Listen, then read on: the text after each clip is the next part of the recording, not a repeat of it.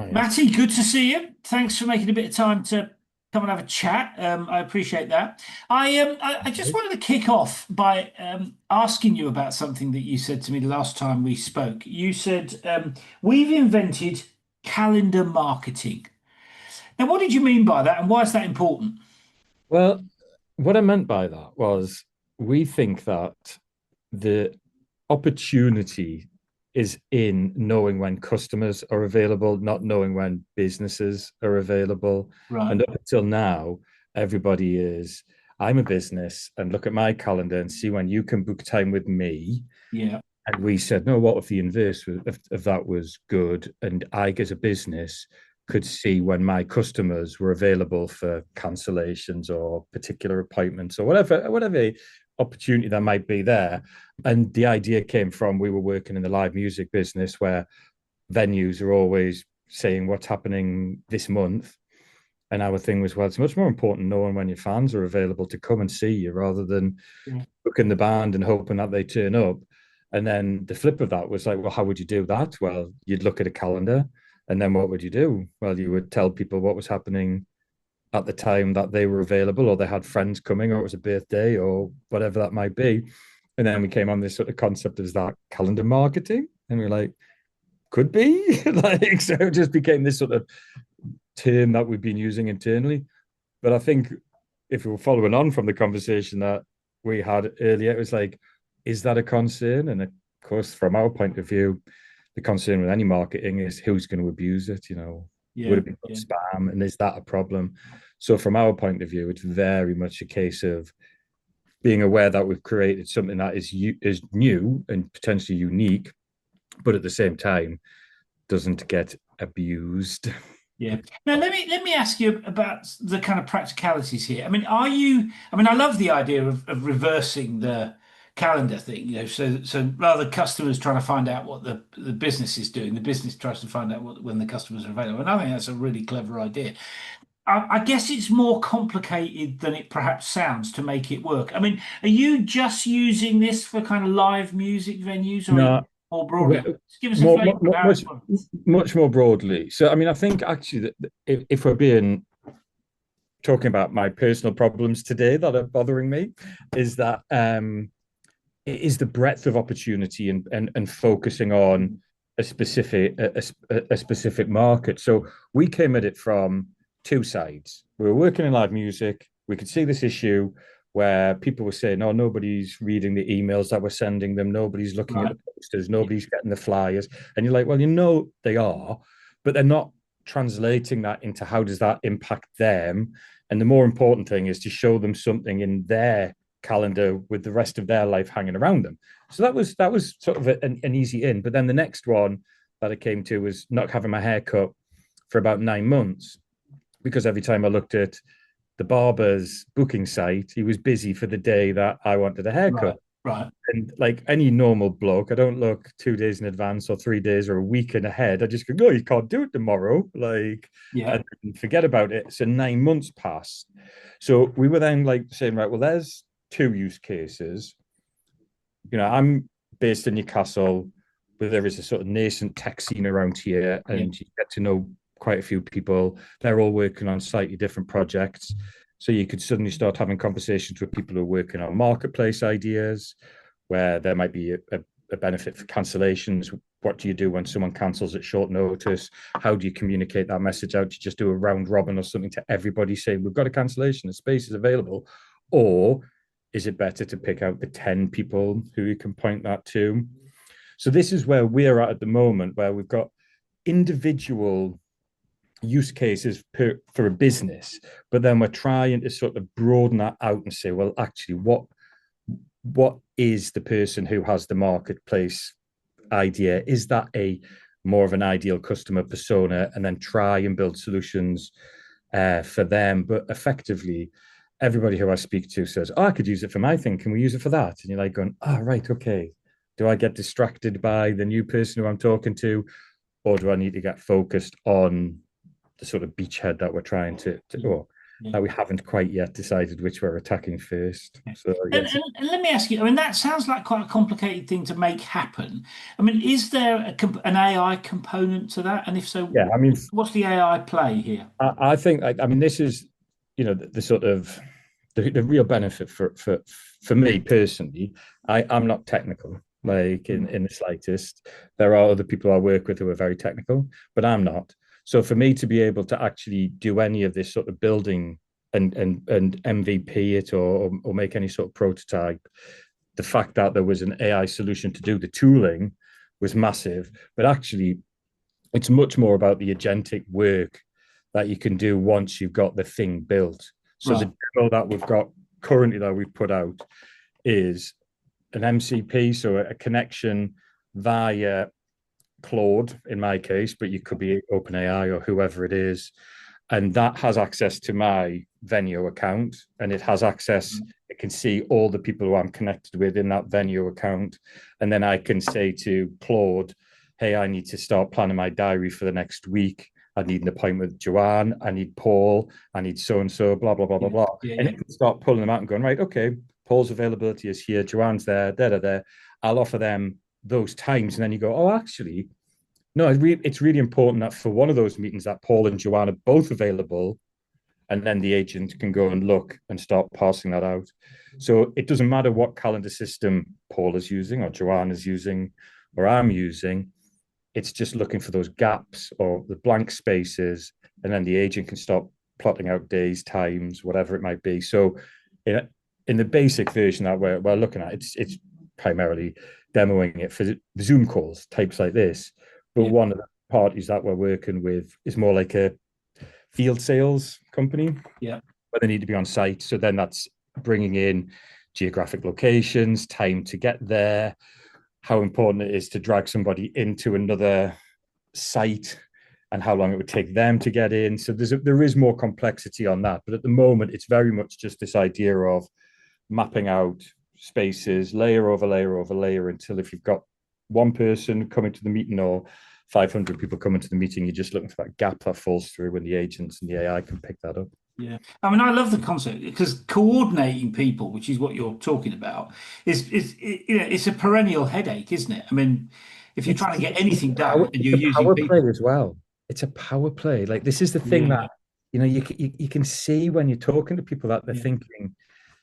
First of all, most businesses want to control their diary. Completely understand that. Whatever you're doing, you don't want to give that to somebody else. I get that. So you want to control that. But if by constantly presenting yourself as being like, oh, I'm the important person, please pick some time with me, then there's a dynamic switch there. And the person on the other side goes, all right, okay, well, I'll go and have a look and see where I'm free. And then maybe feels a little bit diminished by that. Whereas this takes away that. It's much more collegiate. Like, oh, look, we're all available on Tuesday at 2 p.m. And let me ask you about that because that's a really interesting point. Have you got evidence that that is having an impact on people? I mean, are And they respondingly? Because I get the point about, I've had it when somebody's emailed me and said, if you want to talk to me, fill in my Calendly thing. And sometimes I really want to talk to them and I'm willing to do it. A lot of the time, it's like, no, I'm yeah, not it's really fiction. interested. Yeah. Yeah. But is there evidence from users that this does change the kind of dynamic, the way they feel about it? I mean, Definitely see. I got mean, yeah, I mean, it is really early days to be able to sort of talk about like how much time we're saving. We've got some little dashboards built, and some of it is, does this smell right? Like because you look like you seem to be making quite a lot of claims here. But as the data improves, we can definitely see that the friction is reducing less and less. And actually, one of the projects that I started at the weekend is, can I build this like a little demo tool for friends? So it's no longer like a commercial thing. Because on Friday last week, I'm walking out of this co-working space in Newcastle. I bump into a pal who says we were supposed to go out for a drink in January.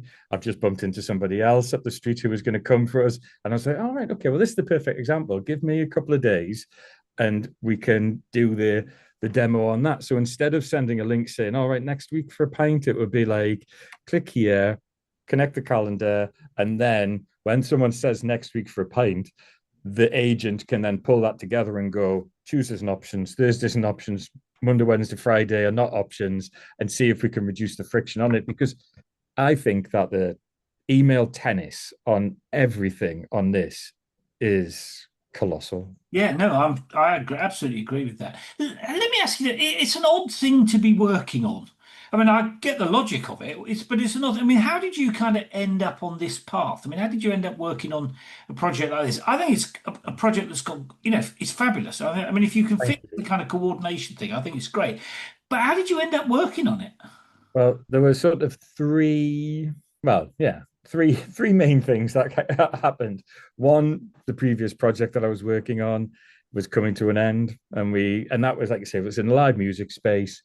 The other co-founder, or the guy who really founded the business, decided that being a musician was much more his thing than being a tech guy. So it was like, I think I can't do this anymore. And we were like, we always said it was mates before the business. If you want to pack this in, you can call it quits whenever you want. And actually, he sort of ended on a bit of a high because he was playing just over the road with Sam Fender on at his big gigs at St James's Park. So he was like suddenly like going like, yeah, I really do prefer being a musician than Okay. working in tech. So I had this moment of like, right, okay, I need to reassess. What was the last things that I was working on that I was interested in? Well, I was working on family finance because obviously suddenly I was not working as quite as I was. So I wanted to build that project out. And you could see that there was some legs in that, but it was also an incredibly heavy space. There was a lot of people doing a lot of stuff. You could see that there was already this sort of movement with open banking APIs, that was the way it was going to go. And I didn't really think I had much of a grasp on how to do that. Then there was the issue of what we've been dealing with live music, where we could see that there was definitely this problem of people knowing about things, complaining that, oh, I would have gone if I'd known, and saying, even if you could just convert 10% of that sort of friction of people who couldn't quite comprehend or place it in their own lifestyle and timeline, that would have an impact. Then, like I say, the 9 months without having a haircut was like another thing where you're going, this is another thing. Like that barber's missed out on, I'd have had 3 haircuts if I'd got that appointment in that time frame. Yeah, yeah, But the friction there, that cost him money. And then the final bit, and it's not saying that I'm sort of an advocate of the Peter Thiel kind of like, go where there's no competitors, but I was sitting with a group of my pals who were all working on slightly different projects, and we were just kicking about ideas of what's the thing that really hasn't been like really tackled well. And my thing was, I don't think time's been tackled well. And I had an accountant who used to say two things to me. He's like, you'll never get money back. So if it's gone, it's gone, and you never get time back. And I was like, yeah, well, I can't really do anything about the money I'm not going to get back. But maybe I could do something about the time. yeah. And that is the last sort of finite. Yeah. And it's a really important thing. I mean, I absolutely agree with you. I mean, really important because time is the non-renewable resource, isn't it? I mean, you can lose money 100%. or make money, but time never. Exactly. When it's gone, Never, it's gone. never. And also, again, kind of in the like, you have to sort of work out the why now kind of thing.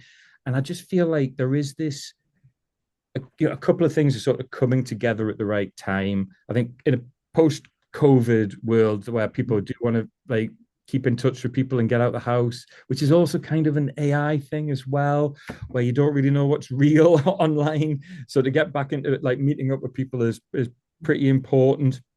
And we've also, alongside that, we've got much more comfortable with using things like Yeah. Zoom and calendar links coming in and all these sort of things that maybe 6 or 7 years ago, my wife would have gone, what the hell's this thing that's just landed in my email box saying, do you want to meet it, with this weird code that says go on Google Meet or whatever. So I think there's that sort of comfort level. And then just like, as I say, the thing for me was it just doesn't seem like it's been tackled particularly well. With most people or most things you can see is like everything gets productized.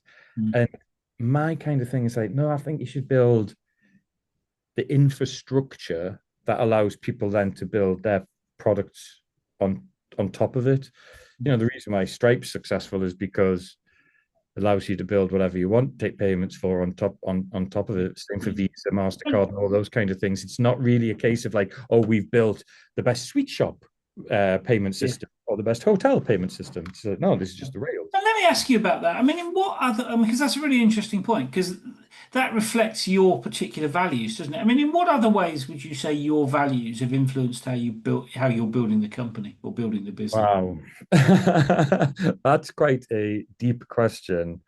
Um, I don't know. I mean, I do obviously have fairly strong values, and I do think that we're in a world where opportunities to do things need to be Mm. more leveled out. I mean, I'm definitely very lucky in, you know, who I am and where I am, but we're based in the northeast of England, and it's still a relatively hard place to make a successful business here. Opportunities aren't seen in the same light as they would be, even if we were just 3 hours down on the train line Mm. into King's Cross there. Um, Being a bit more democratic about how things can be done is important for me, and I think that there is an opportunity here to build tooling that allows people to build stuff on top of, which again kind of fits in with the whole vibe codery thing at the moment, is I like, mean, the thing that was behind my question was, I mean, as I said, I lived in Newcastle for 5 or 6 years. So the thing that always struck me about Newcastle was that it's, I mean, certainly compared to London, people are much friendlier. You know, you could be stood at a bus stop and somebody talked to you in Newcastle. I mean, you stood at a bus stop and the only person that would talk to you in London would be the nutcase. You know, I mean, I always felt that Newcastle was friendlier. Now, maybe I'm biased or not, no, but no, no. but there's something. The thing that was in my mind was there's something about helping people coordinate. I think, When people are friendly and they kind of, I always felt in Newcastle people wanted to come together. I mean, in London, I didn't always feel. yeah, I do get that. I know exactly what you're saying. I can remember being in Soho about 10, 15 years ago. I'd been working down in my previous existence, like renovating a hotel in Right. Crawley, Three Bridges, and I got the train into Soho. And as we're sitting eating a pizza on this sort of like, little side street, there was someone walking down the road with the first of the sort of air buddy kind of things, having a Right. conversation, not a massive Bluetooth headset where you could see it coming a mile off. It was just someone walking down the street with earbuds in. And I turned to my friend Caroline and I was like, you could never do that in Newcastle. And she was like, no, everyone would think they were talking to them. And I was like, yeah, that's exactly it. So if someone was walking down the street having a conversation, the immediate reaction would be, oh, do I know them? Are they talking to me? Yeah.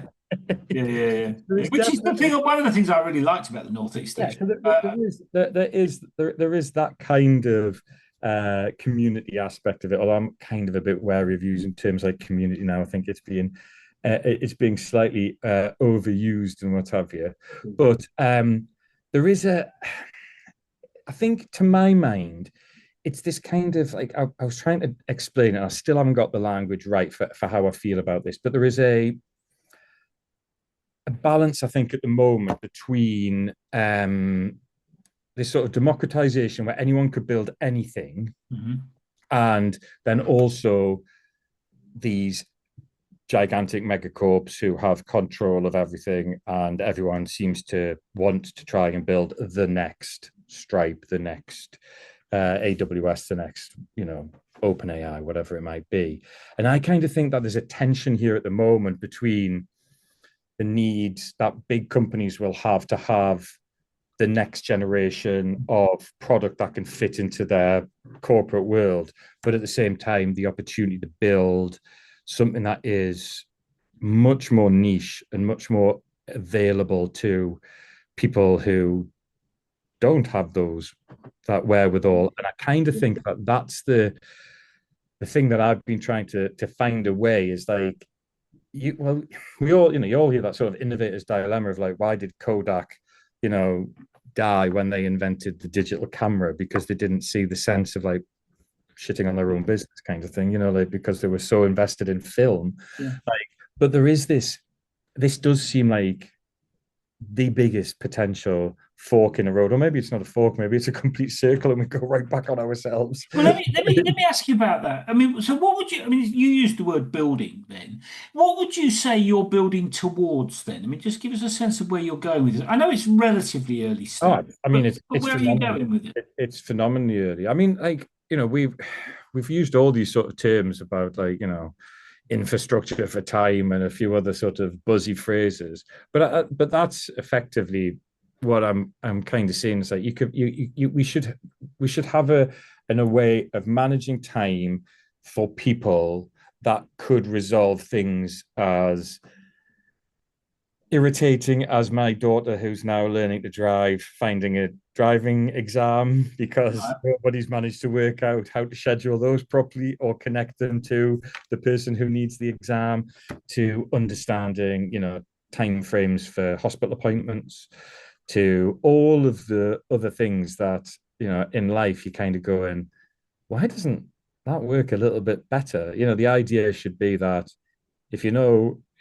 the person, the place, and have some sort of knowledge of what activity is going to go on there, that there's got to be a better way of making sure that the resources managed better. I think that phrase you just used, it's got to be a better way. I mean, I would certainly agree with that. There's got to be a better way because it's endlessly frustrating, trying to coordinate lots of stuff. So I totally get that.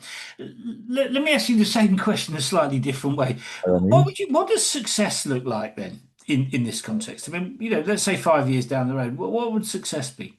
I mean, I'm well, again, not to sort of label the sort of like plucky Geordie kind of thing, but you do have we have different levels that we look at in terms of success. So, success for me is having a very happy wife, two really happy kids, and being able to not have to worry about messages like I'm going to receive in 15 minutes from my daughter who's about to go on holiday going, Dad, can you sort out my car's MOT? Or Dad, can you do those kind of things? So those are the successes that I'm really looking for. And to have a business that allows me to do that properly is hugely important.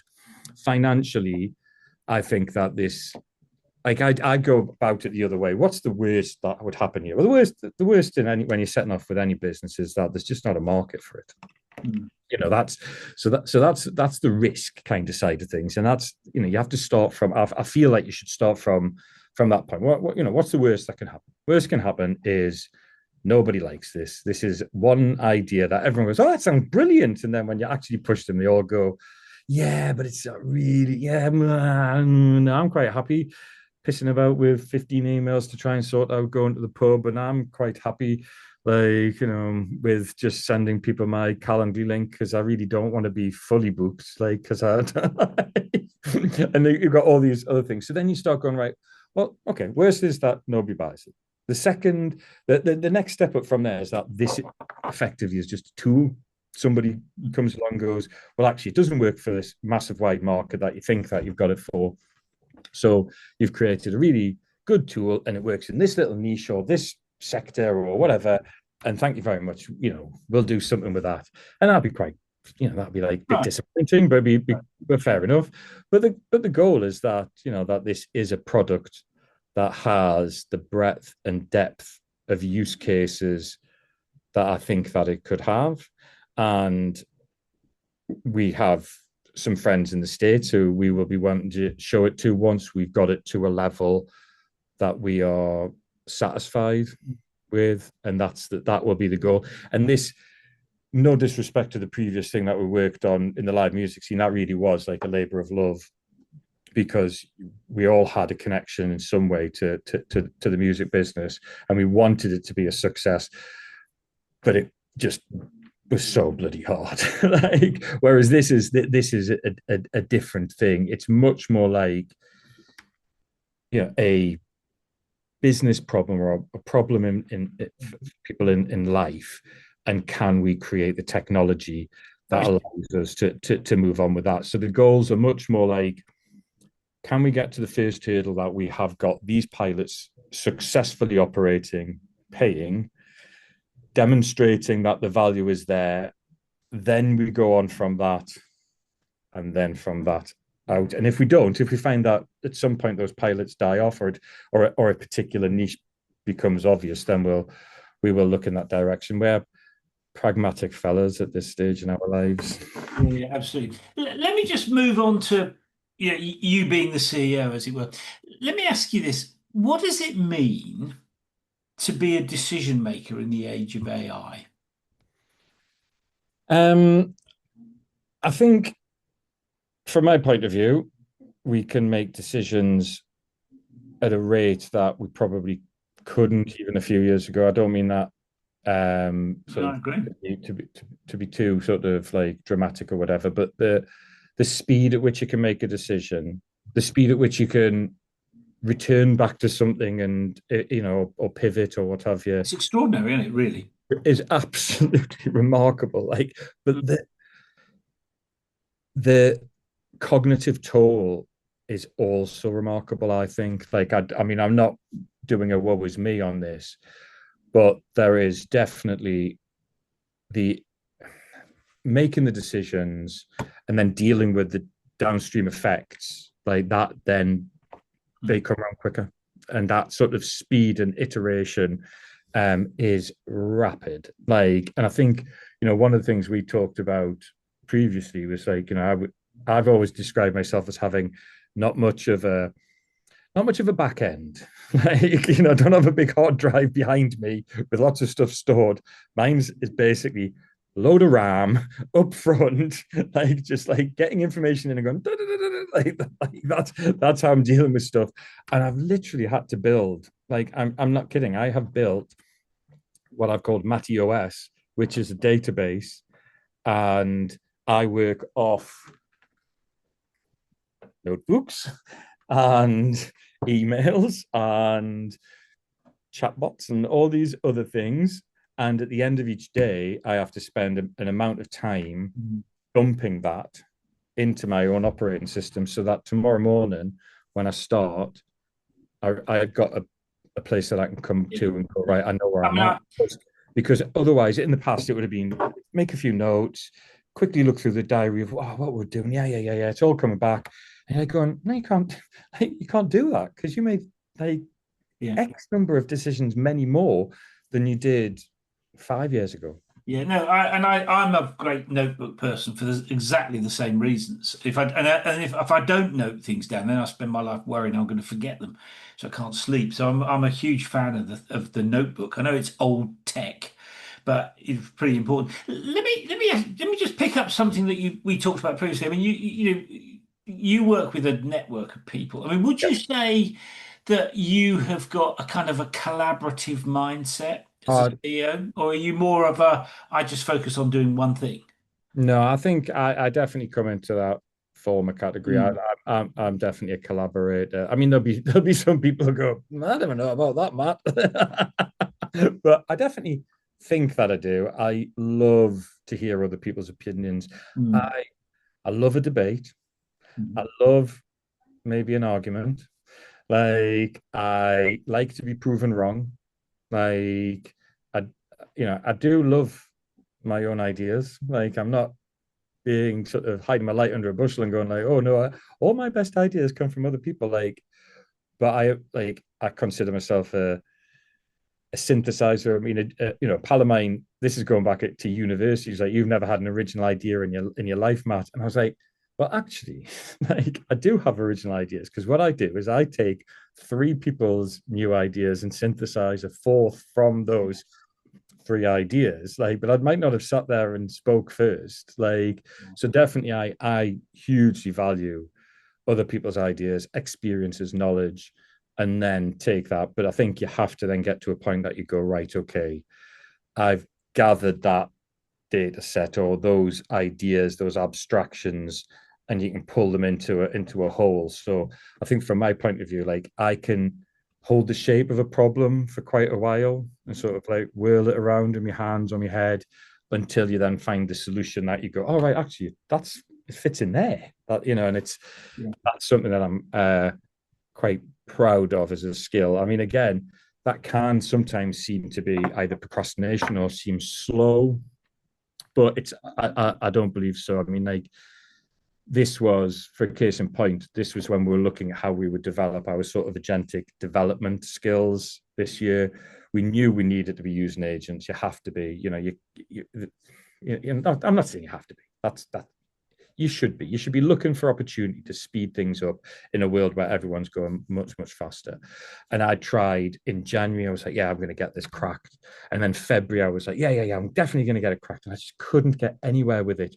And then in March, I saw one thing and I was like, oh, that's the final, that's the bit that I need to bolt onto this bit. That means it'll now fit in Yeah. this hole over here. And that's when, the first sort of system that I built out, when I joke on about saying Matty OS, that's literally what I built. It's a bunch of agents, a bunch of skills, a database at the back end, and all it takes is me to dump on an evening, read off my notebook.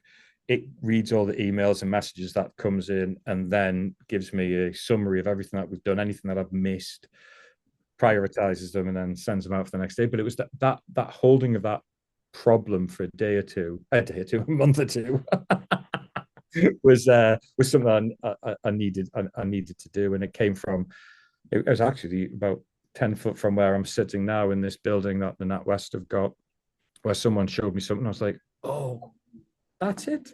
That's the bit. Great when those sorts of things happen, isn't it? When you sit and think, yeah, that's the thing I've been looking for. Yeah, I get that. And to what extent on your journey, as you've been building the company, to what extent have you, if you like, gone past your expertise into kind of areas where you're perhaps a little bit uncomfortable? I mean, I often think that being an entrepreneur is about being comfortable, being uncomfortable. Oh, 100% it is. Like if you're not comfortable with being unbelievably uncomfortable, then you definitely are in the wrong job. But like the only time I've ever had a proper job, where I wasn't paying myself or running the business, like that was boring. Like this is boring. Yeah.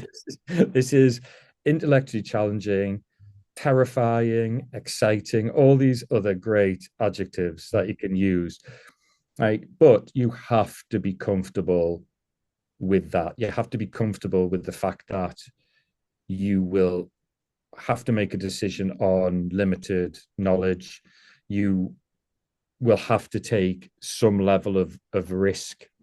Like you can't be doing this and it's kind of inherent, isn't it, really? I mean, let me just ask you in the words, like anytime people talk about, just to finish on this point, we're based, or I'm currently working out of NatWest have an accelerator building in Newcastle, and on a lower floor is the Northeast Combined Authority, and they're doing some really good stuff up here, really helping. And one of the economists is a lad I went to school with, and I hadn't seen for ages, and we bumped in at an event last week, and he was talking about innovation and all these sort of terms, and I was like, oh yeah, but Rob, like you're also really worried of risk. And those words like innovation, they are just synonyms for risk. Like there's if you're looking for innovative ideas, you've got to take a risk. You've got to be comfortable with the fact that it might not work, like, and it might blow up in your face. Yeah. I mean, I was talking to somebody a little while ago who made a really interesting point around that, because you're absolutely right. When entrepreneurs say innovation, the buyers often hear risk, which is why they're concerned about buying new stuff. Yeah. But he made a really interesting point. He said to me, the risk is not exploiting the opportunity, not getting 100%. Something wrong or making a mistake. The risk is missing out on the opportunity. So often people look at, okay, I might make a mistake, or I might get something wrong, or I might waste a bit of money. Actually, and of course, that is a risk at one level, but the real issue is missing out on the opportunity. 1,000,000% this. I mean, there's tons of writings on this, like, and you can understand why, like, these sort of the old advert for IBM, no one ever got fired for buying IBM, which sort of like gives this sort of like sense of like, oh, well, you just can't go wrong, can you? And it's like, no, that's the point. You can't go wrong, but you're not going to be right. You're not going to be, you're not going to have an asymmetric correct answer, which you could have got if you bought Apple. Like, you could have bought something. It doesn't work that way, does it? No, people don't see it in that respect. They're just very tentative, incrementally, like, oh, is this okay? And that's fine, and I totally get that. But when and this is sort of moving into politics a bit, but when we're talking about everything is about growth and stagnation and all these problems, the only way you're going to get it is from taking quite big risks. Yeah. I think like to use terms like innovation and what have you, when actually it's probably better to use cleaner language like risk, and everyone knows what we're talking about, Yeah. is a Yeah. better bet. Yeah. And then we can just be more honest about, well, we've got a solution here. It might be a risk, but the upside is colossal. Yeah. Let me come back to for only 10% right, it's colossal. yeah. Let me come back to the collaborative piece, because the flip side to that is what I mean. So my question is, to what extent do you play to win rather than play it safe? Then, I mean, to pick up your point about risk taking. I mean, collaboration is about working with other people, which inevitably means a bit of compromise. Yeah. To what extent do you focus on playing to win or playing it safe in that context? I mean, That makes it challenging, I think. I like, it's not that like I say, I like a debate, I like an argument. Like I'm not like, I'm not competitive, like Right. in any. I don't think I'm competitive. It's not something that I look at. I can remember working at a previous place in the sales department, and this guy came in and go, "Oh, if you're in the sales department, you're all really competitive." And I was like, "No, like go and read Crossing the Chasm. Go and understand what you have to be at that person who's trying to convince somebody of something new. Yeah. If you're competitive, a whang bam, thank you man salesperson, you will never Yeah. ever get to the Won't end. work, will it? It won't work. It won't work. And I'm not wanting to say that this is like Bill Gates, but Bill Gates was obviously incredibly competitive and wanted to go around smashing everything up.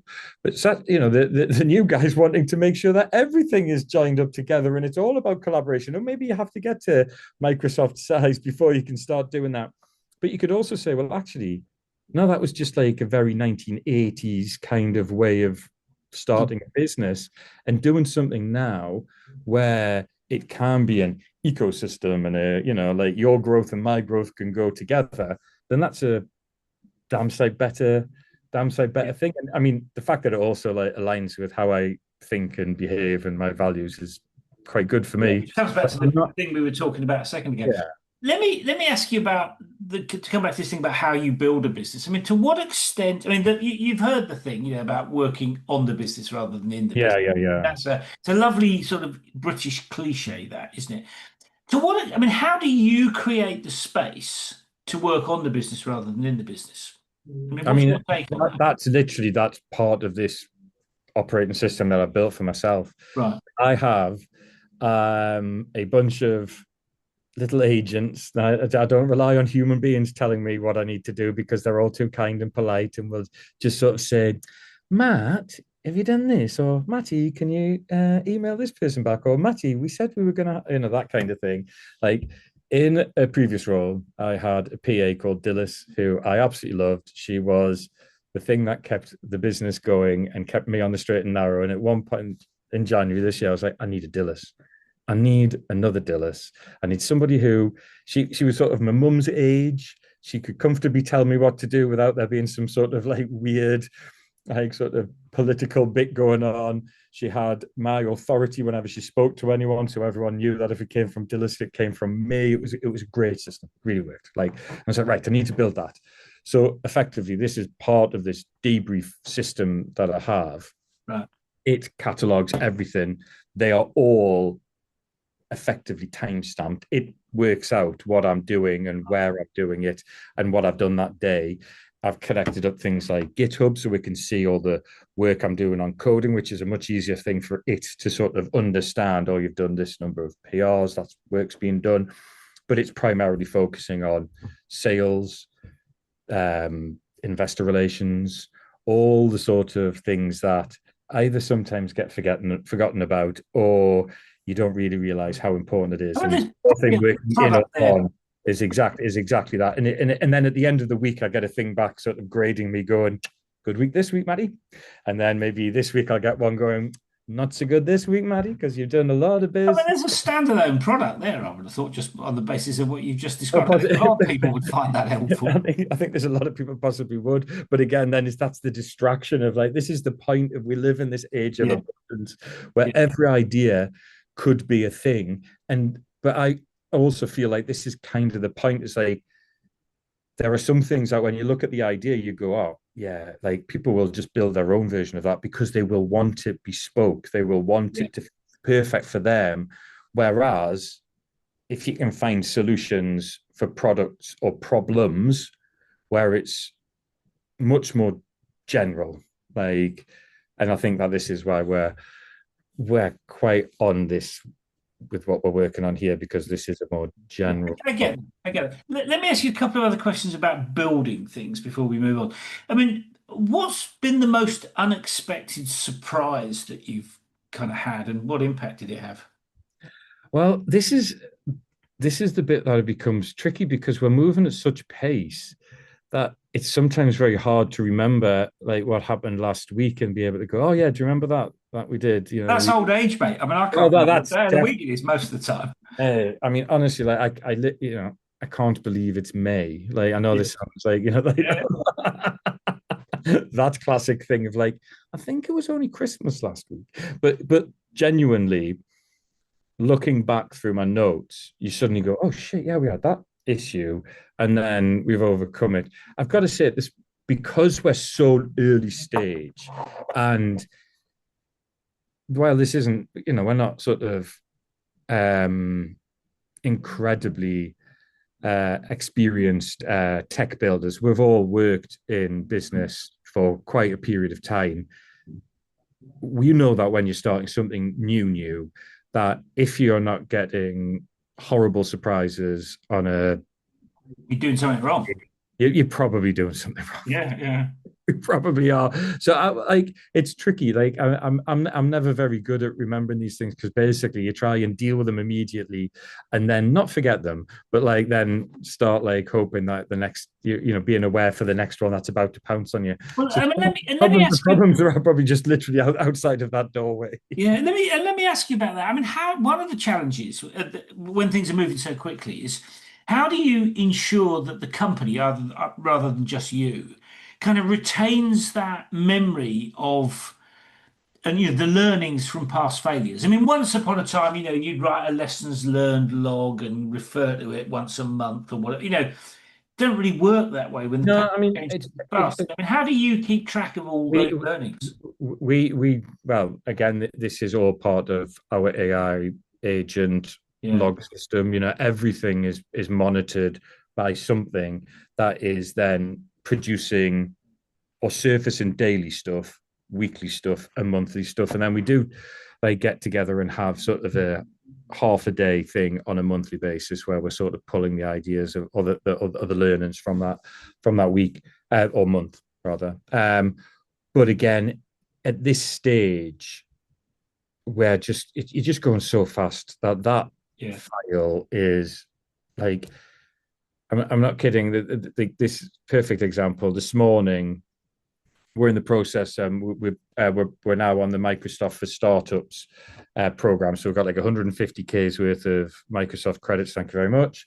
And we're migrating stuff over there so that we can save a few quid on hosting and basically all the compute that we'll need for the next couple of years.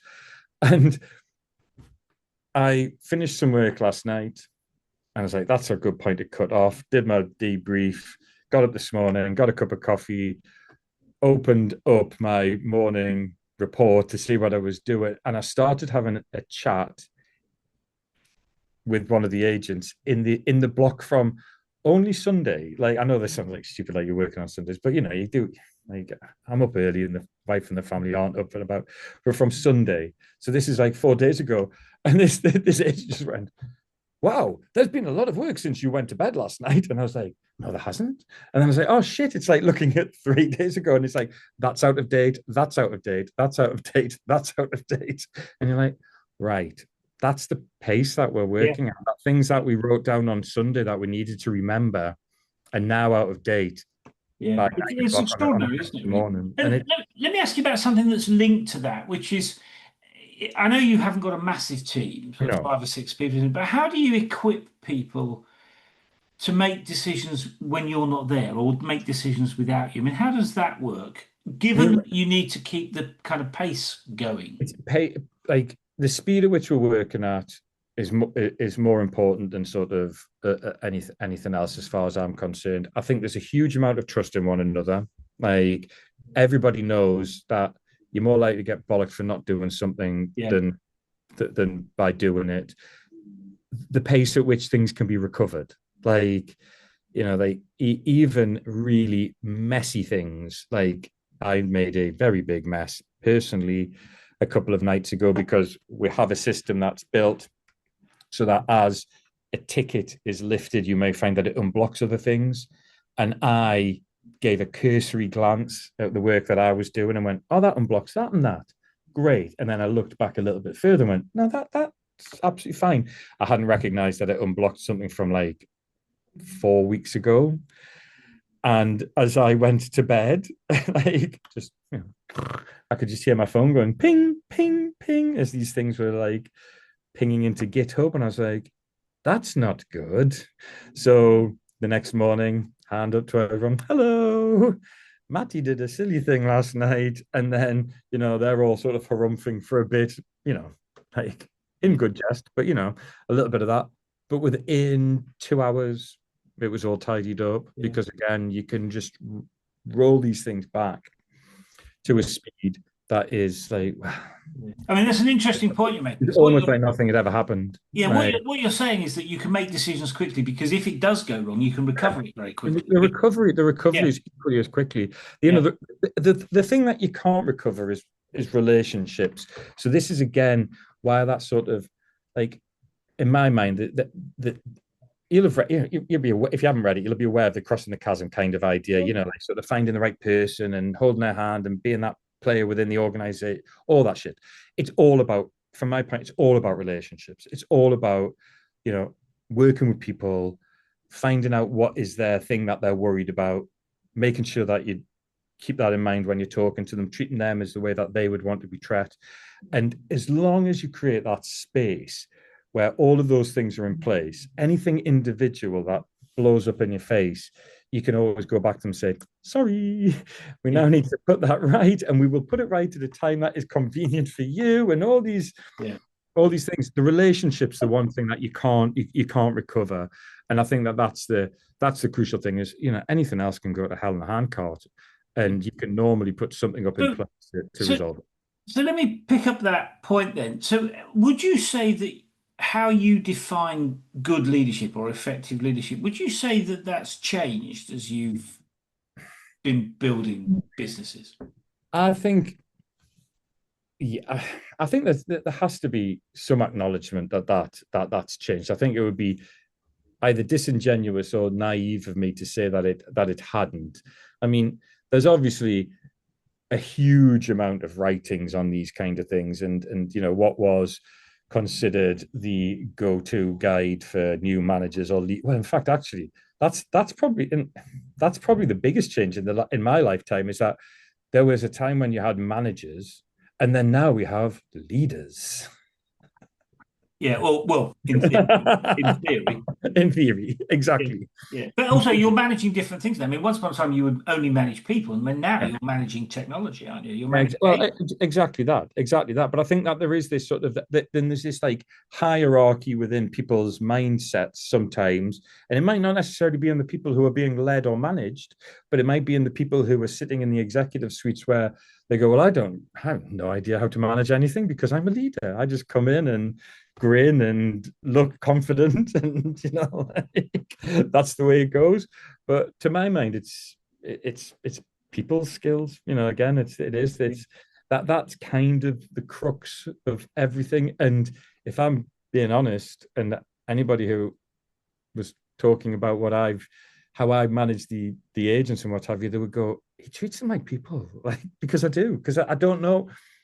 That's how I know how to deal with people. I know I try and find, sit down, have a chat, find out what the things that they like, what they don't like, what worries them, what gives them confidence, all those sort of things that you could, do by spending an hour chatting about anything other than business, or maybe just a chat like this, where you're talking around about sort of higher level things and the nitty gritty of the job that you do, and then you come out with going, all right, I've got a feeling for that person, like. Now they would want to be informed in this manner and like that. And I don't think that's changed massively. Um, And I that's acquired through experience, isn't but it? I think I think that certainly my skills have been acquired through experience rather than training. I haven't got an MBA or anything like that. I went to university, got a degree, and then just dropped in it. And suddenly, like, right now, you're looking after those guys over there, make sure that they turn up on time and Yeah. don't set things on fire. Yeah, no, absolutely. What would you say is the biggest? I mean, what would you when you look back over your career? What would you say the biggest lesson is? I think it's always listening. Like, if you're not listening to people and like really listening, not just shutting your mouth and thinking about what you're going to say next, like, but actually, listening to people, trying to understand their nature, the nature of the problem, the nature of their business. That what if you can do that, you're probably on a high, to being quite successful. If you, I mean, you can do it by sheer force of personality of not listening to anyone and just blaring through. But the number of people who are like that are very small. So you've got to assume that you're probably somewhere in the middle, or like, if there's a Yeah. if there's a chart like that, the likelihood of you being at the extremes are both unlikely. So yeah, listen. Yeah. Let me Ask ask. good questions. The opposite Yeah, of it. yeah. Well, you got to ask good questions to just Yeah, as the starting point for listening, isn't it? Really, 100%. the two things go hand in hand, don't they? Let me ask you about something a bit more difficult. Um, what piece of advice would you offer to, let's say, a rookie CEO, somebody just starting out, who was dealing with a crisis where something had gone horribly wrong? What would your advice to them be? I would always tell someone to pause.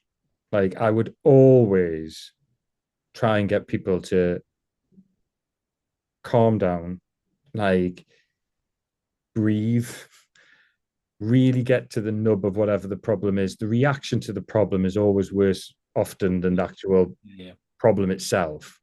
And if you react to the reaction, then you're gonna get your It's going to decisions make it wrong, worse, isn't it? to make it worse. Yeah.